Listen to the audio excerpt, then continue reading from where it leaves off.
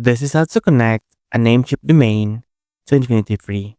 From your dashboard, select an account, or if you don't have an account, you can create an account. So we will select this one. Then we will add a domain. Click Add Custom Domain.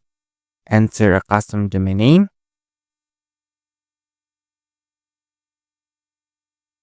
And we will set this as is and just click Verify Domain.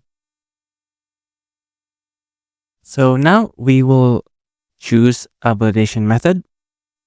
We will choose this name server validation. And we'll just copy this desired name servers to our Namecheap domain. So let's go to our domain register.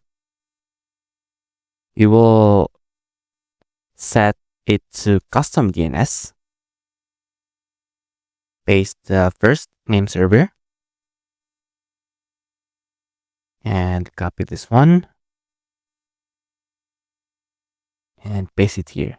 And just click save. Then we'll go back to our InfinityFree. Then our domain is ready. So just click Add Domain.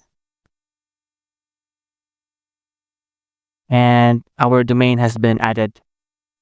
So this is how to connect a Namecheap domain to InfinityFree.